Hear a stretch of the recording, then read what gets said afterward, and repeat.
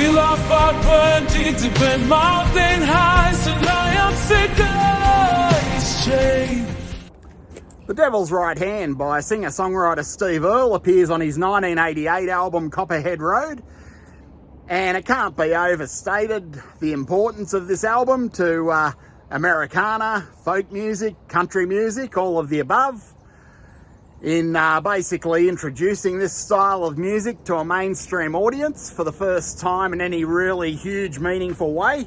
I mean, Copperhead Road basically hit the charts like a steam train and or a freight train, and there was no stopping it back in the day. It was on every pub jukebox.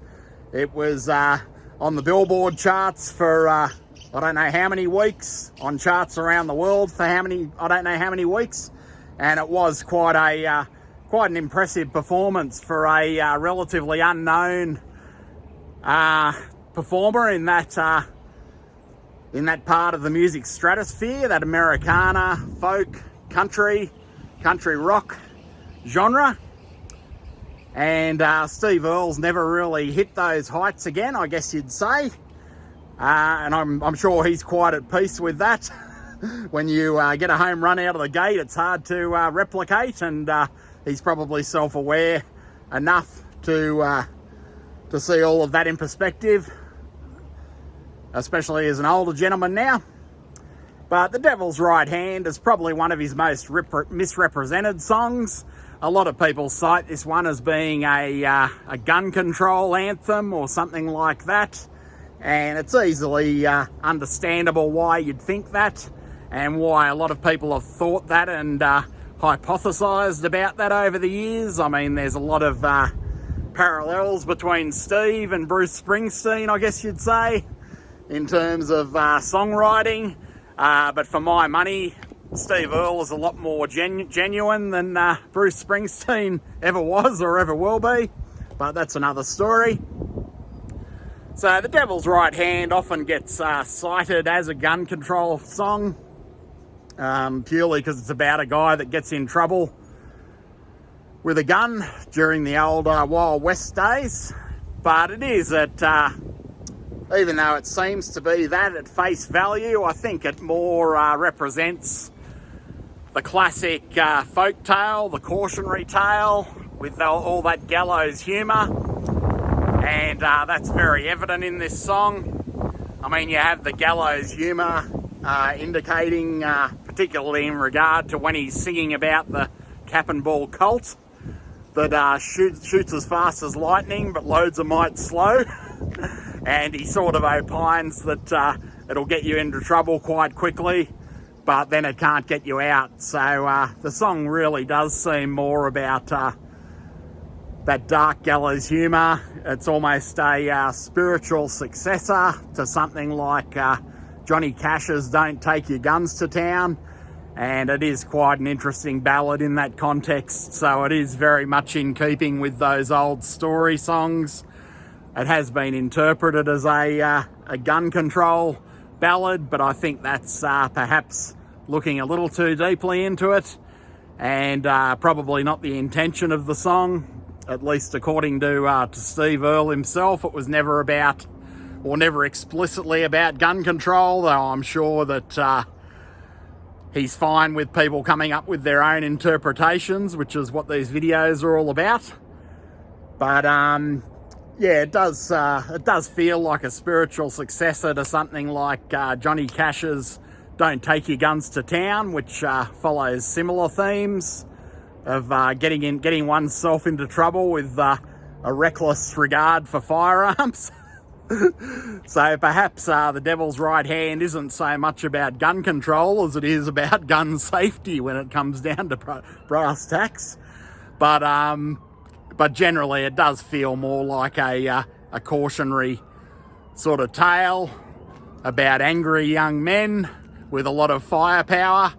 And it works in multiple ways, I guess you'd say. If you want it to be a tune about gun control, then it works very efficiently at that, with all of those themes. And if you do feel like I do, that it is more of the spirit of the song is more in being a cautionary tale and a tale about hot-headed young males and acting on impulse as opposed to acting in a more circumspect manner.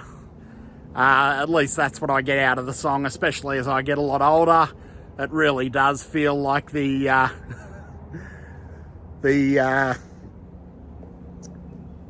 what am I trying to say? The compulsive acts of youth, and especially mixing the compulsive nature of youth with firepower in the form of these revolvers in the song. So quite an interesting song, The Devil's Right Hand.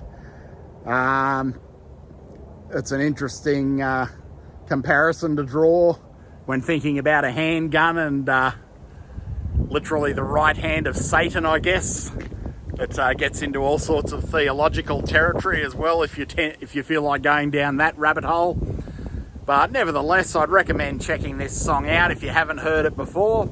If you have heard it before and you have a bit of a different interpretation to what I do, I'd more than welcome any comments, especially any discourse, differing opinions, because it's what life's all about. If you do think it's about gun control, by all means, let us know in the comments. If you think it's more of a dark parable, if you think it's more about something else, also let us know in the comments. Regardless, it's quite an interesting song. As I said, it is a spiritual successor to something like Johnny Cash's Don't Take Your Guns to Town, and one of those classic angry, impulsive young men songs, cautionary tales. Quite often songs like this end with a much older man sitting in a jail cell contemplating his very impulsive youth.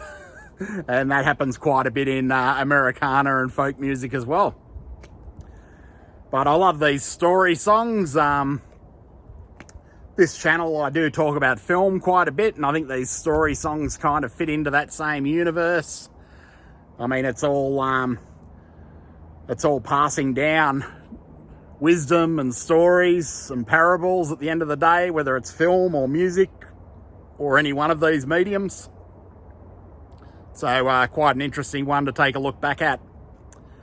And The Devil's Right Hand wasn't just a hit for Steve Earle. I believe others actually covered it before he released it on Copperhead Road. I think it might have been people like Waylon Jennings, and I think Johnny Cash did a cover of it a little bit later. But it has been covered quite a bit.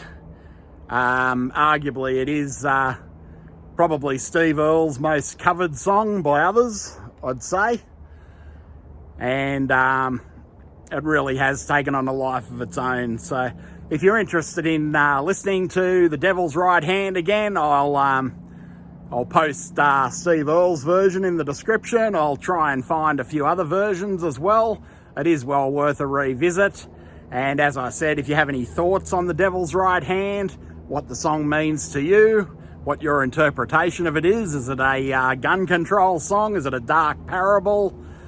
Is it a tale of tragedy? A tale of impulsive youth, or all of the above?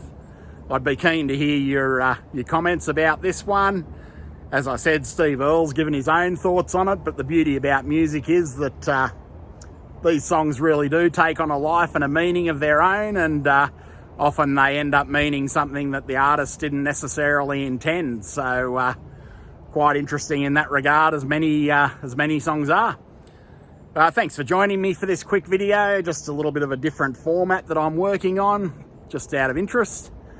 And hope you enjoyed it. If you did, as I said, feel free to comment below on The Devil's Right Hand, and feel free to like, share and subscribe, and I hope to see you next time. Take it easy.